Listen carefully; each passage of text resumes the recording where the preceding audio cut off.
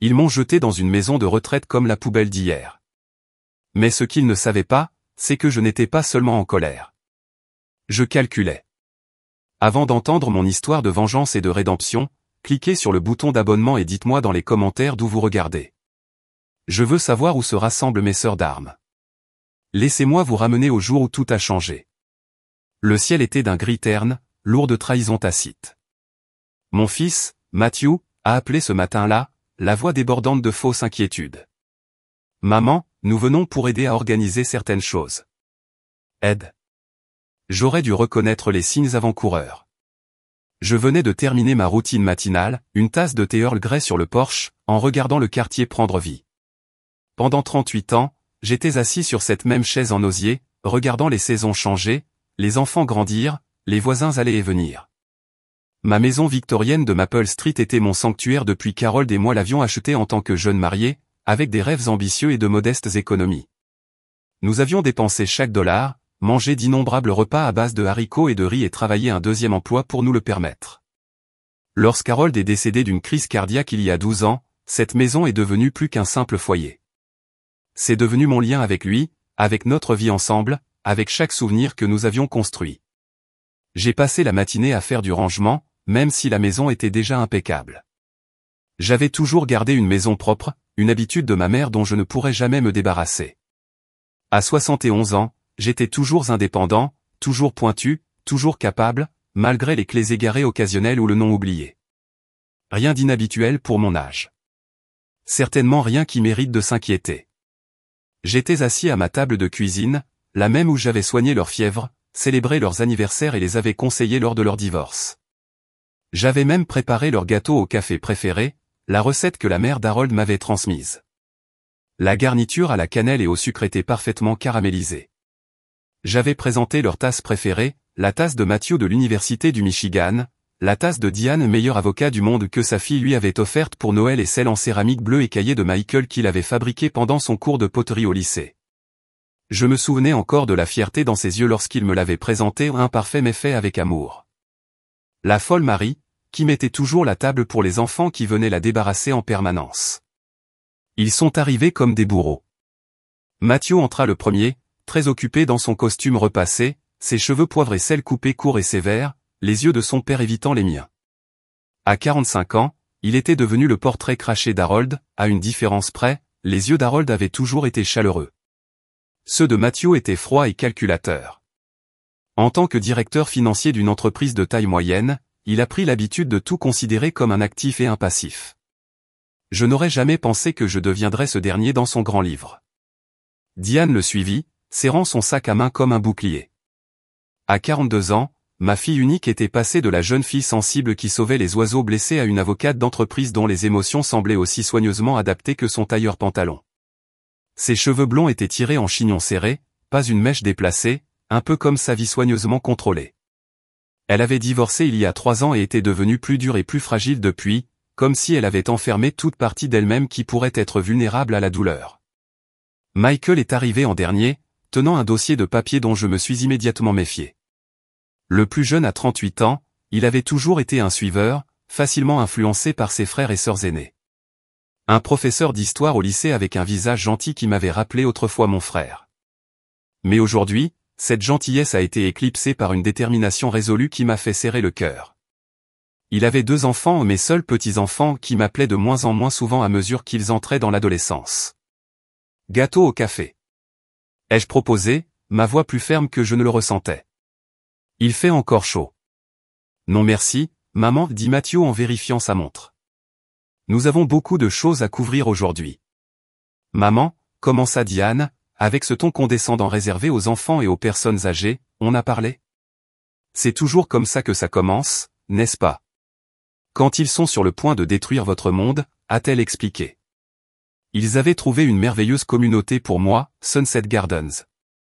La façon dont elle l'a décrit ressemblait à un complexe hôtelier, pas à une prison qu'elle deviendrait. Des salles privées avec des boutons d'appel d'urgence. Je ne vais nulle part, dis-je fermement. C'est ma maison. Matthew s'éclaircit la gorge. Maman, sois raisonnable. Cette maison est trop difficile à gérer seule. Je m'en sors très bien, répliquai-je. Le petit-fils de Madame Abernathy tond la pelouse et j'effectue un service de nettoyage une fois par mois. Michael fit glisser les papiers sur la table. Maman, tu as oublié des choses. Nous nous inquiétons pour ta sécurité. Oublier des choses? J'ai failli rire.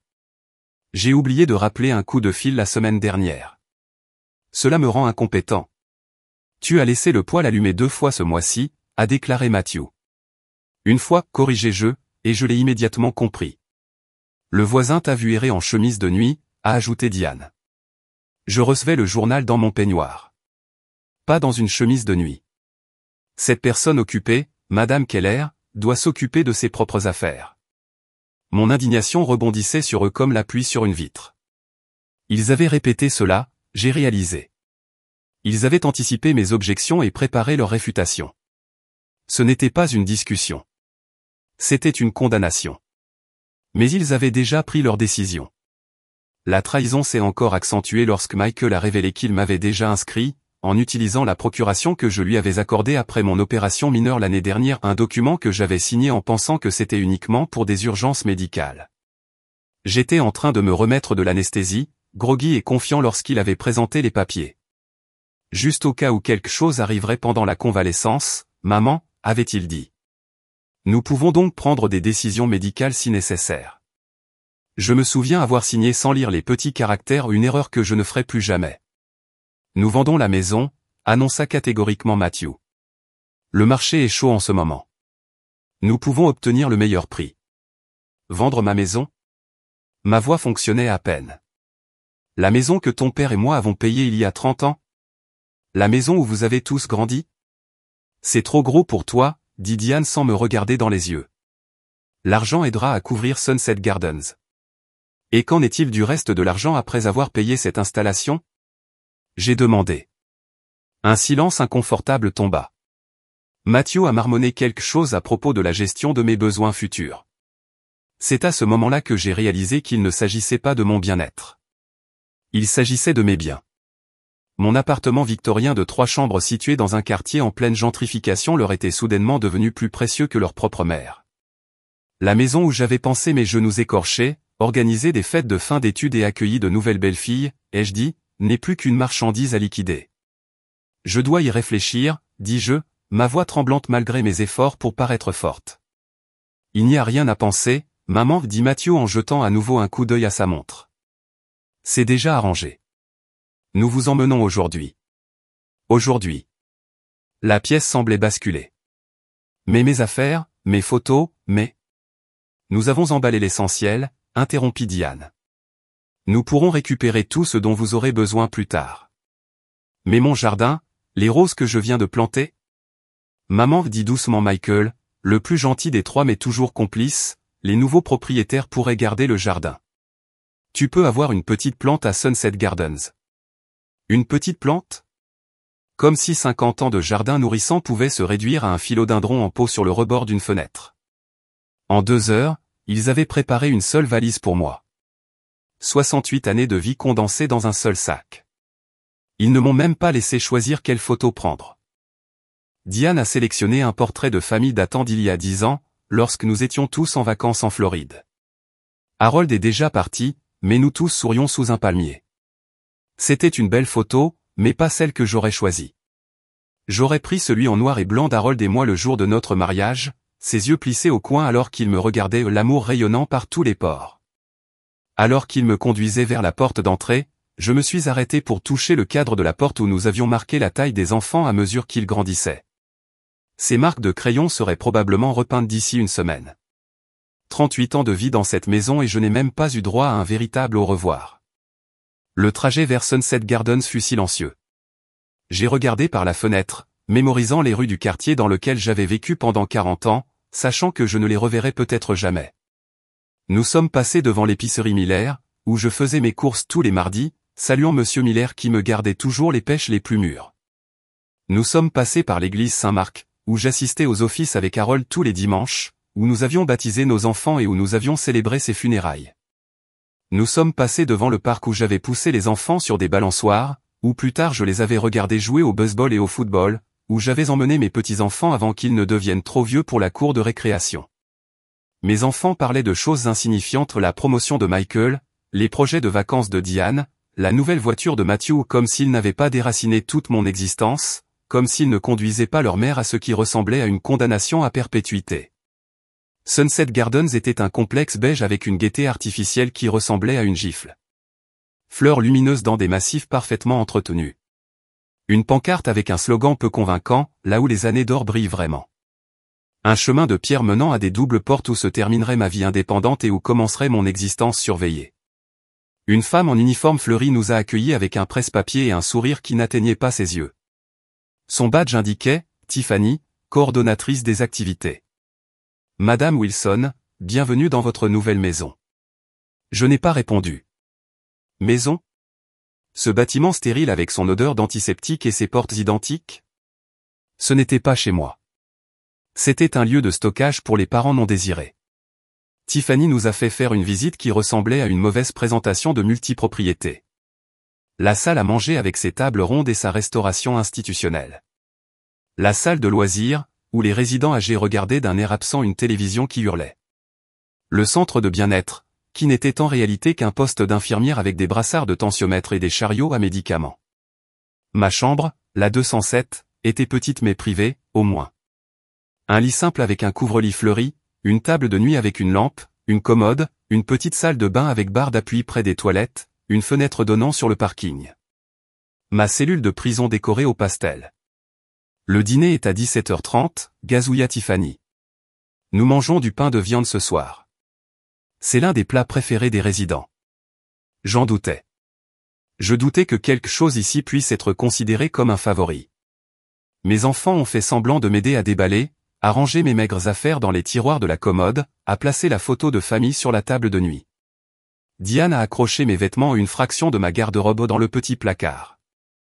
Matthew a configuré le téléphone à clapet de base qu'ils ont acheté pour moi, programmant leur numéro comme seul contact. Michael a placé mes articles de toilette dans la salle de bain, les alignant avec une précision inutile. Eh bien, dit finalement Matthew, vérifiant sa montre pour la 3e fois. Nous devrions y aller. La circulation sera difficile si nous attendons encore longtemps. Ils m'ont embrassé pour me dire au revoir, un par un, de brèves étreintes qui ressemblaient à des formalités. Diane m'embrassa sur la joue, son parfum coûteux persistant après son départ. Nous nous rendrons bientôt visite, a-t-elle promis, une assurance creuse que nous savions tous les deux être un mensonge. Michael était le seul à paraître véritablement déchiré. Tu vas aimer ici, maman, dit-il, comme pour essayer de se convaincre. Donnez-lui une chance. Et puis ils sont partis, me laissant seul dans la chambre 207, entouré de murs beiges et du faible bruit d'une télévision au bout du couloir. La porte se referma derrière eux avec un léger déclic qui ressemblait au dernier clou d'un cercueil. Cette première nuit, j'ai pleuré silencieusement dans mon oreiller. Pas à cause du lit inconfortable ou des bruits étranges, mais parce que mes propres enfants, ceux pour lesquels j'avais tout sacrifié, m'avaient abandonné par souci de profit. J'ai pleuré pour le jardin que je ne verrai plus jamais fleurir, pour la cuisine où je ne ferai plus jamais de tarte, pour le 3e escalier grinçant qu'Harold avait promis de réparer mais ne l'a jamais fait, pour la maison qui tenait mon cœur depuis près de 4 décennies. Mais Mary Wilson n'est pas du genre à rester longtemps au lit. Il m'a fallu 2 semaines pour arrêter d'être paralysé par le chagrin. 2 semaines à manger de la nourriture fade dans la salle à manger, 2 semaines d'activité condescendante durable conçue pour des personnes ayant un déclin cognitif bien plus important que moi, 2 semaines de nuits blanches et de matinées en larmes. Le 15e jour, je me suis réveillé avec une clarté que je n'avais pas ressentie depuis avant qu'il m'amène ici. Assez de se vautrer. Il est temps d'observer, de planifier, d'agir. J'ai commencé à étudier mon environnement avec un regard nouveau. J'ai remarqué le personnel, débordé mais surtout gentil. La jeune infirmière auxiliaire Laetitia, qui prenait toujours le temps de me poser des questions sur ma journée. Raj, le chef de l'équipe de nuit, qui apportait des biscuits frais aux résidents qui ne parvenaient pas à dormir.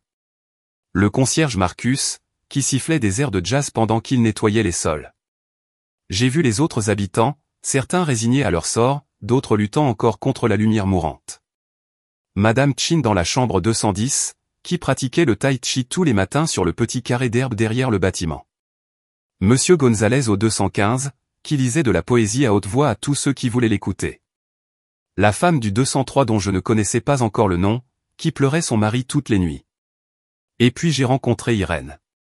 Elle jouait au solitaire dans la salle commune, jurant de manière colorée lorsque les cartes ne lui tombaient pas dessus. Ses cheveux argentés étaient coupés en un carré élégant et elle portait un rouge à lèvres rouge vif assorti à son cardigan. D'énormes anneaux turquoise ornaient ses doigts, claquant contre les cartes alors qu'elle les tapait. « Vous avez ce look et mes enfants ingrats m'ont largué ici », a-t-elle dit sans lever les yeux de ses cartes. J'ai ri. Mon premier vrai rire depuis des semaines. Est-ce si évident, chérie? J'ai vu ce regard dans le miroir, a-t-elle déclaré.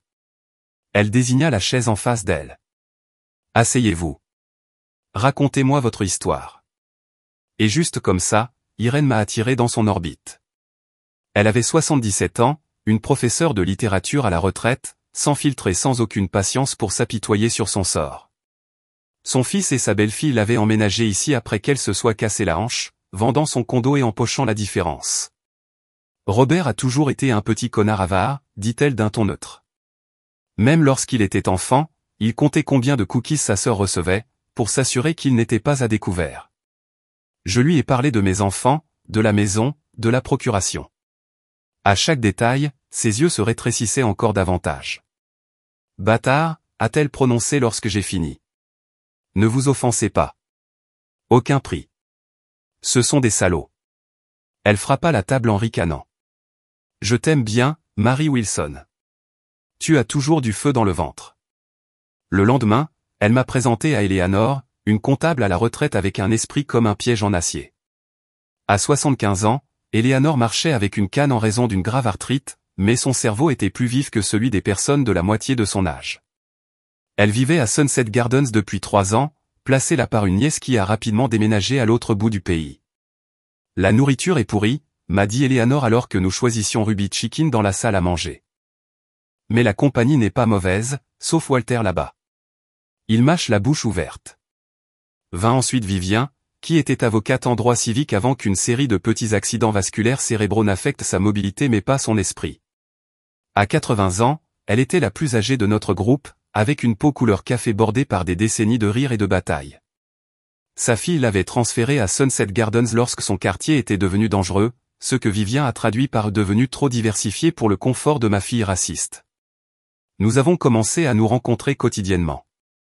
D'abord pour les repas, puis pour les promenades dans le parc, puis tard dans la nuit dans la chambre d'Irène où elle faisait entrer clandestinement du vin et vidait des bouteilles de bain de bouche.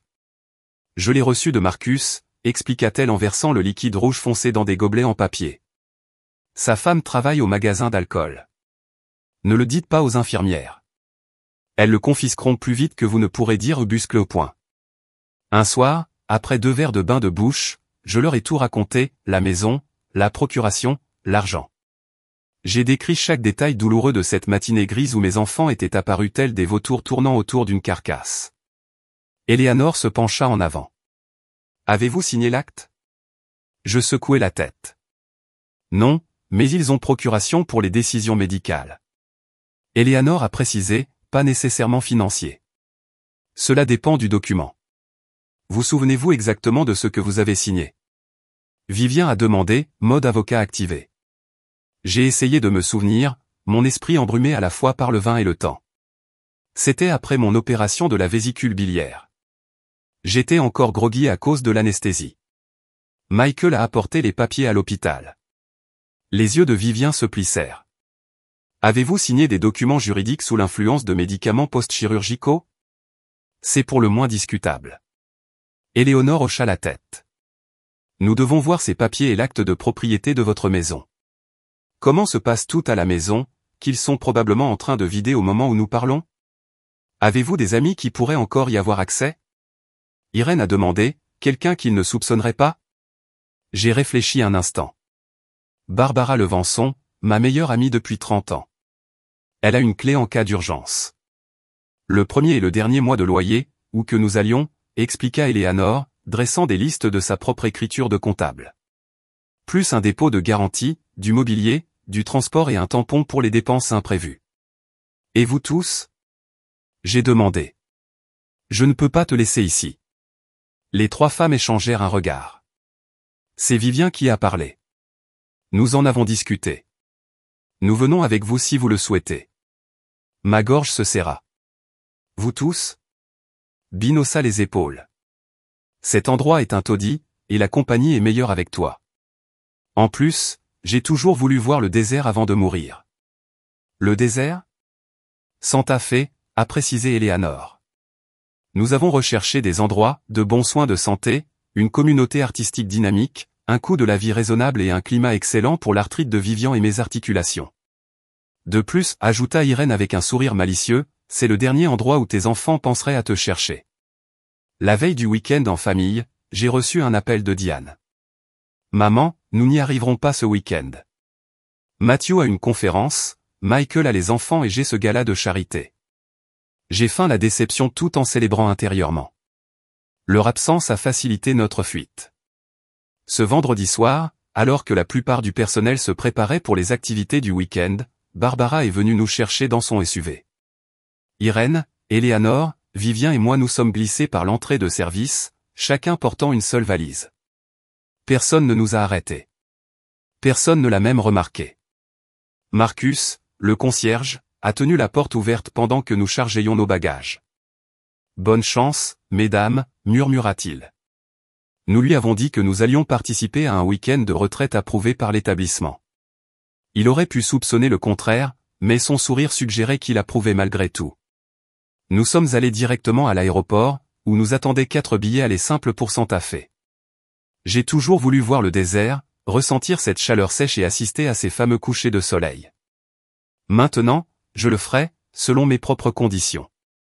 Alors que notre avion décollait, j'ai regardé par la fenêtre les lumières de la ville en contrebas.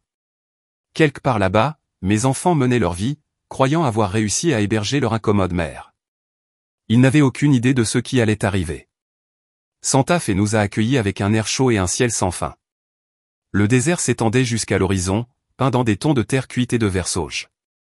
Les montagnes s'élevaient au loin, leur sommet encore enneigé même au printemps. L'air sentait le pin pignon et la sauge. Rien de tel que les couloirs antiseptiques de Sunset Gardens. Nous nous sommes installés dans une petite maison de location de style adobe que j'avais réservée pour un mois.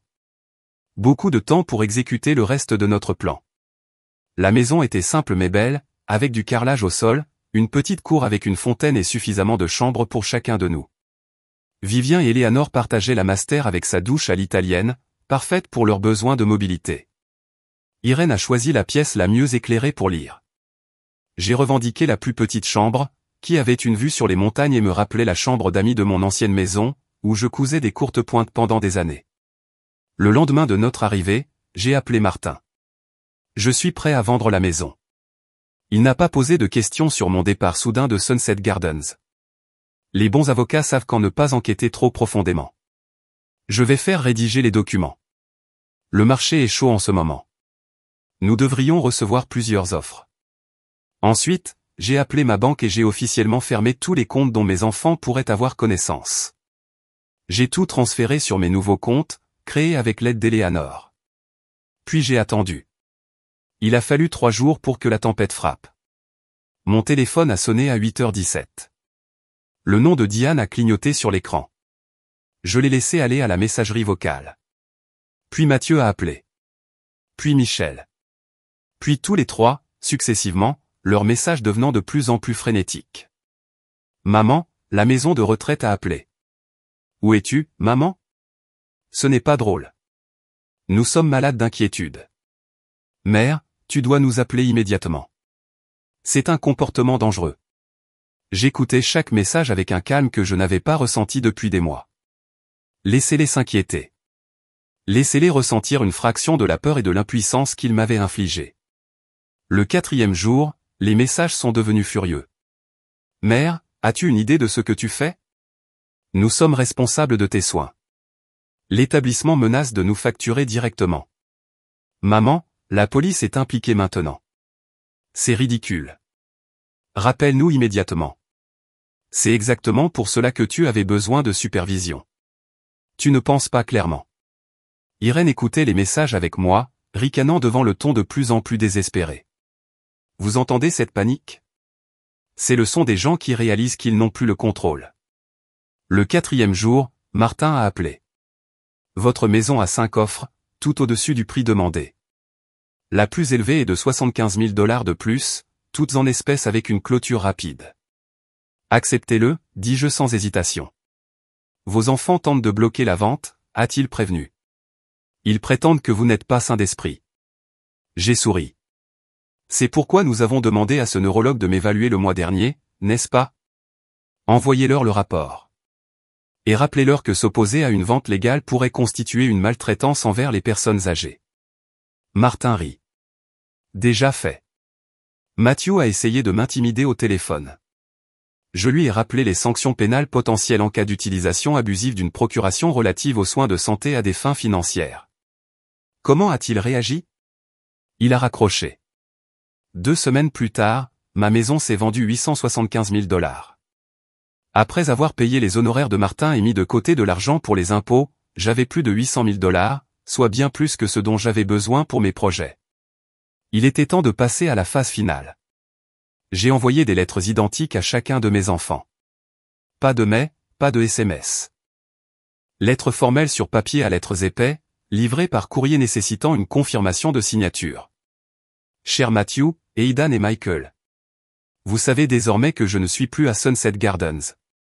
Ce que vous ne savez peut-être pas, c'est que j'ai vendu la maison familiale, légalement et avec pleine capacité mentale, comme le certifie le docteur Lavigne, rapport ci-joint. Je n'écris pas pour m'expliquer, car les explications sont dues à ceux qui ont fait preuve de respect. Je vous écris plutôt pour vous informer des conséquences. Le produit de la vente de la maison a été placé dans une fiducie. Aucun de cet argent ne sera jamais disponible pour vous. Au lieu de cela, il financera la Fondation Mary Wilson pour l'autonomie des aînés, qui fournira une assistance juridique aux personnes âgées confrontées à l'exploitation familiale. Vous me croyez trop vieux pour gérer mes affaires, trop fragile pour vivre de manière indépendante et trop sénile pour constater votre trahison. Vous aviez tort sur tous les points. J'ai commencé un nouveau chapitre dans un endroit où je suis valorisé et respecté. N'essayez pas de me contacter. Toute contestation judiciaire donnera lieu à des contre-poursuites pour tentative d'exploitation financière d'un aîné. Vous avez choisi l'argent plutôt que votre mère. Je choisis la dignité plutôt que les faux liens familiaux. Mary Wilson. Je n'ai inclus aucune adresse de retour, aucun numéro de téléphone ou aucun moyen pour eux de me trouver. Laissez-les s'interroger. Laissez-les chercher. Faites-leur réaliser ce qu'ils ont jeté. Fort de ma liberté et de ma sécurité financière retrouvée, j'ai loué une belle maison de 2 chambres dans le quartier des Arts de Santa Fe, des murs en pisé, des poutres au plafond de Vegas, une cheminée en kiva et un jardin clos où j'ai planté des roses qui prospéraient sous le soleil du désert. Irène a emménagé avec moi. Ses ronflements étaient terribles, mais son amitié en valait la peine. Eleanor et Vivien ont trouvé des endroits à proximité, suffisamment proches pour que nous puissions nous rendre à pied chez chacun pour un dîner ou une soirée cinéma. Ensemble, nous avons établi la fondation que j'avais promise dans ma lettre. La fondation Mary Wilson pour l'autonomie des aînés est devenue ma revanche et mon héritage, aidant les aînés à lutter contre les membres de leur famille qui tentaient de les priver de leur indépendance et de leurs biens. J'ai embauché une jeune avocate nommée Sofia Rodriguez pour diriger les opérations quotidiennes. Elle avait perdu sa grand-mère dans une situation similaire et travaillait avec une passion qui correspondait à la mienne. À peine âgée de 32 ans, titulaire d'un diplôme en droit de Stanford et d'un engagement farouche en faveur de la justice pour les personnes âgées, Sofia a apporté énergie et expertise à la fondation. Mon Abella est décédé 3 mois après que mon oncle l'ait transféré dans une maison de retraite, m'a-t-elle dit lors de son entretien. Pas à cause d'une maladie, d'un chagrin. Ils ont vendu sa maison alors qu'elle était encore en vie, lui ont dit qu'elle n'était plus là, qu'elle n'avait nulle part où aller. Je ne pouvais pas l'aider à l'époque, mais je peux aider les autres maintenant. J'ai tout de suite su qu'elle était la bonne personne pour le poste. Nous avons commencé modestement, en opérant depuis une vitrine reconvertie au centre-ville de Santa Fe, une zone de réception, 2 bureaux et une salle de réunion où nous avons organisé des groupes de soutien et des consultations. Les murs étaient peints en jaune soleil ou plus de beige, avait insisté Irène et décorés d'œuvres d'art locales.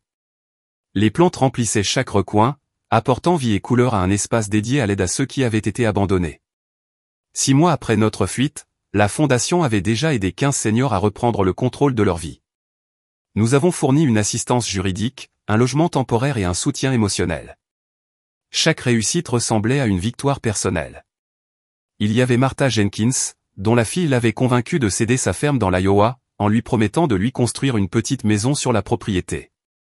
Une promesse vite oubliée une fois l'acte transféré. Nous l'avons aidé à récupérer ses terres et à expulser la fille qui l'avait trahi. Il y avait Richard Devaux, un professeur à la retraite dont le neveu avait vidé ses comptes bancaires en lui servant de soignant. Nous avons non seulement récupéré son argent, mais nous avons également aidé à porter plainte, ce qui a abouti à la condamnation du neveu pour maltraitance envers les personnes âgées.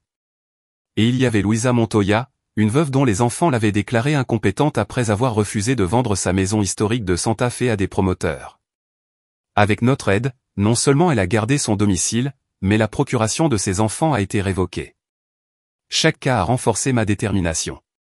Chaque victoire a guéri un autre morceau de mon cœur brisé.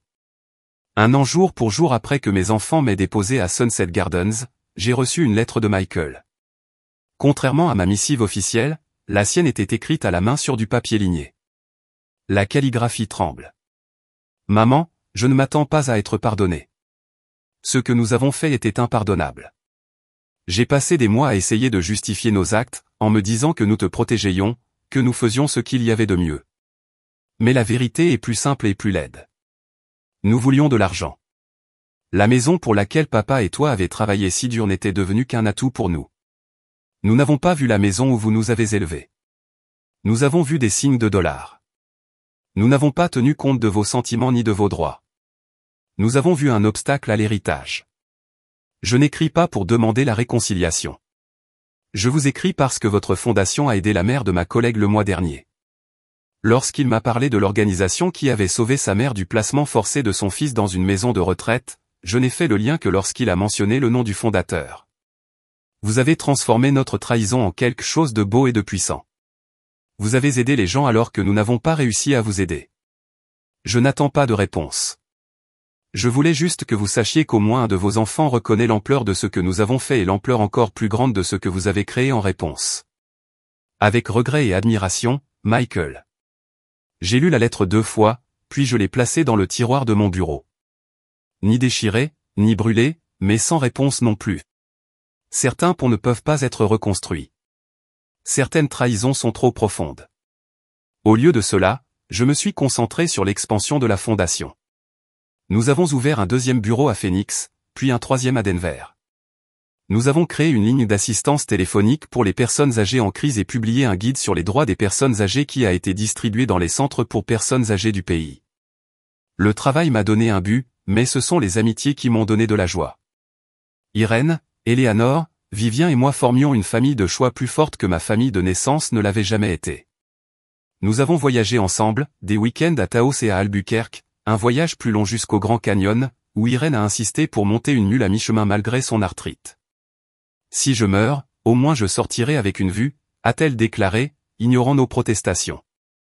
Nous avons célébré les fêtes ensemble, créant de nouvelles traditions pour remplacer celles que mes enfants m'avaient volées. Pour Thanksgiving, nous avons organisé un dîner pour les personnes âgées qui n'avaient pas de famille à proximité. Pour Noël, nous avons échangé des cadeaux simples et chanté des chants de Noël autour du piano d'Eleanor.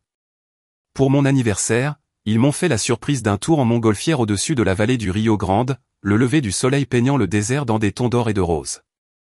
2 ans après mon emprisonnement, j'ai été invité à prendre la parole lors d'une conférence nationale sur le droit des aînés. Alors que je me tenais sur le podium, regardant des centaines d'avocats et de personnes âgées, j'ai ressenti un élan de fierté. Ils pensaient que j'étais trop vieux pour recommencer, ai-je commencé. Ils avaient tort.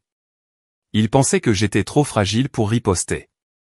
Ils avaient tort sur ce point également. Ils pensaient que je m'éclipserais tranquillement, en acceptant le récit qu'ils avaient écrit pour moi. Leur plus grande erreur a été de sous-estimer le pouvoir d'une femme qui n'a plus rien à perdre. J'ai partagé mon histoire, non pas avec apitoiement sur moi-même, mais avec détermination. J'ai expliqué à quel point l'exploitation des personnes âgées est courante, à quel point elle vient souvent de nos proches, de ceux en qui nous devrions pouvoir faire confiance plus que tout autre.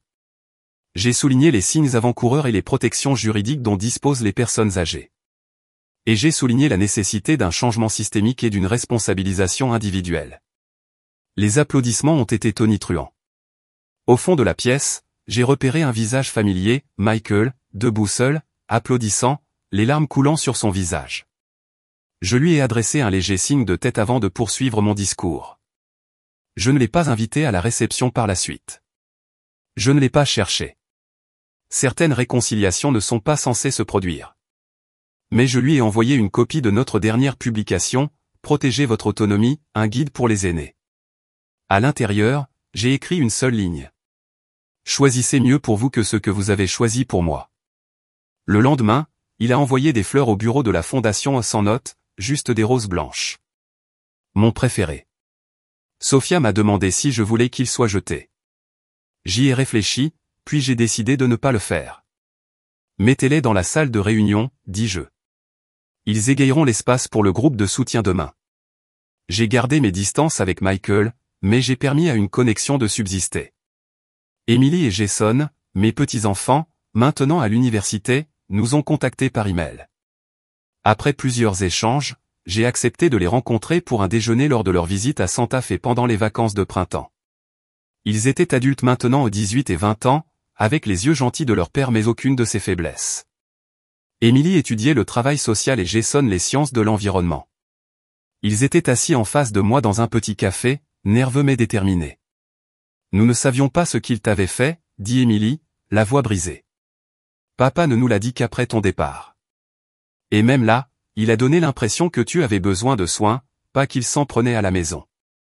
Nous avons découvert la vérité lorsque votre fondation a fait la une des journaux, a ajouté Jason. Nous avons reconnu votre nom et l'avons examiné.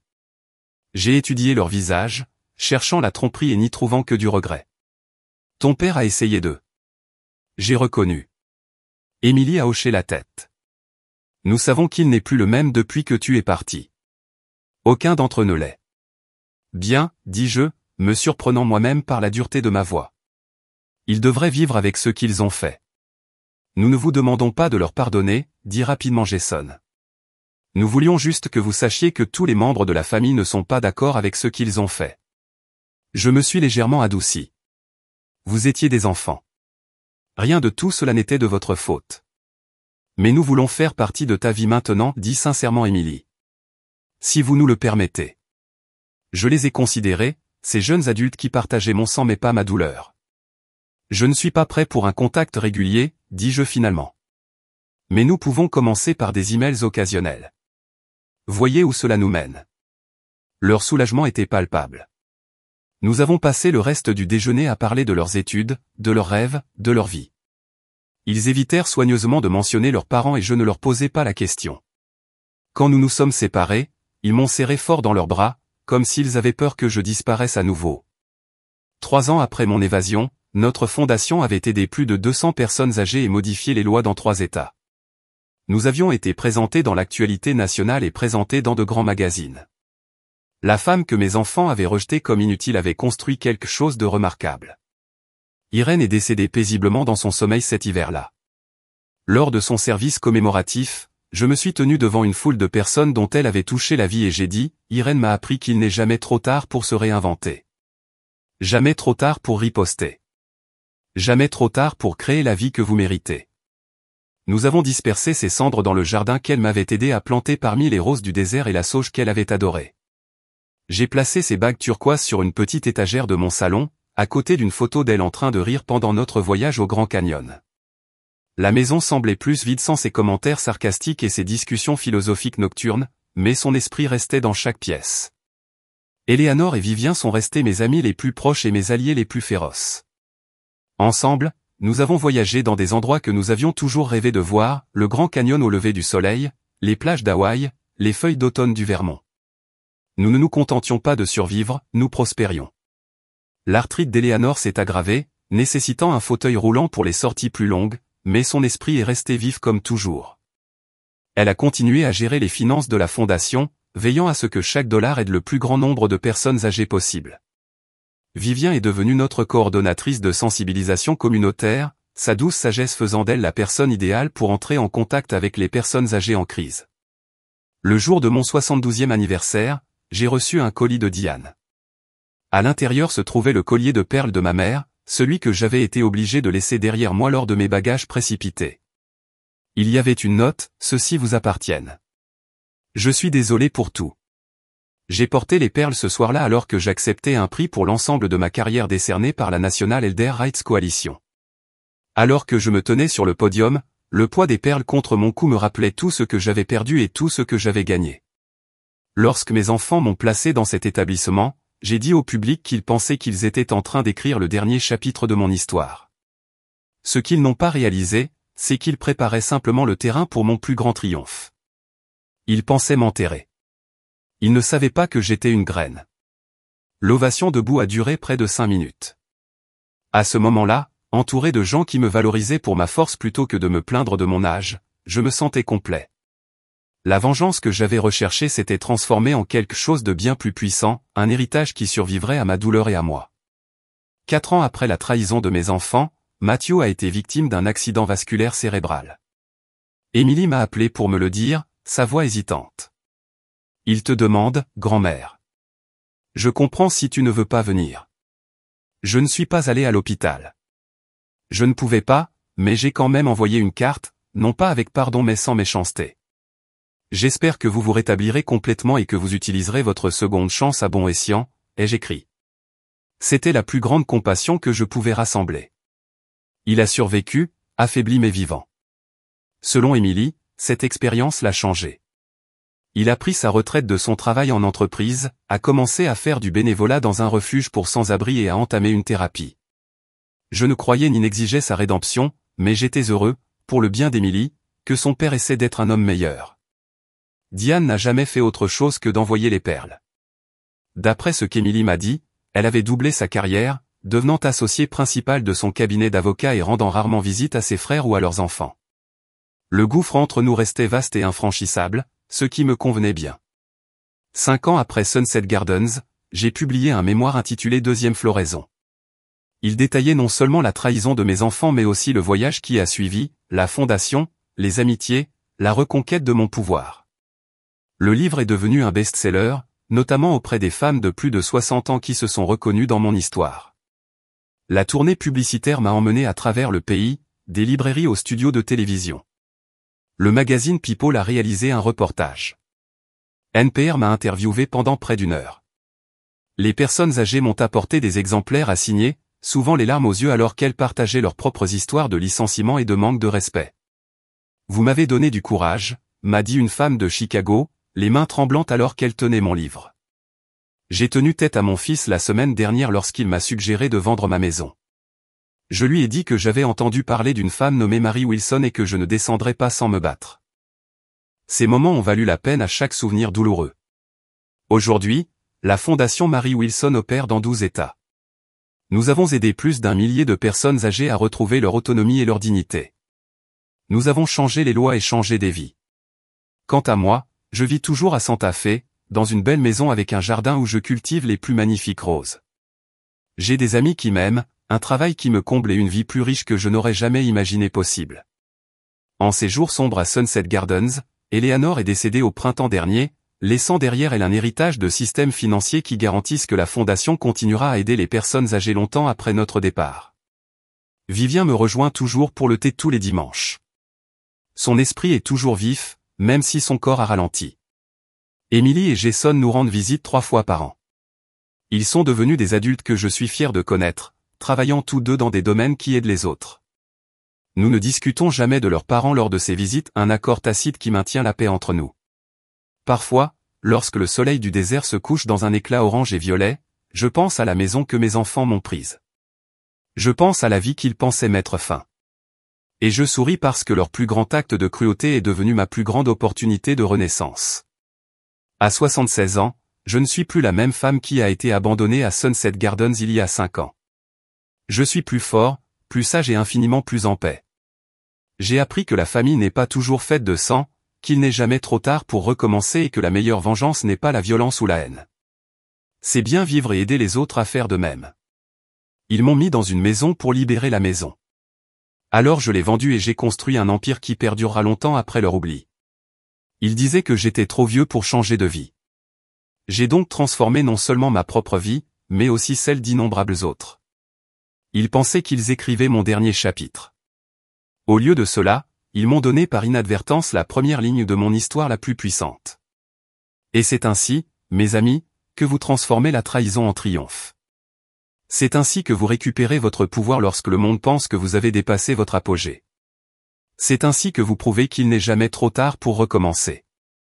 Merci d'avoir écouté.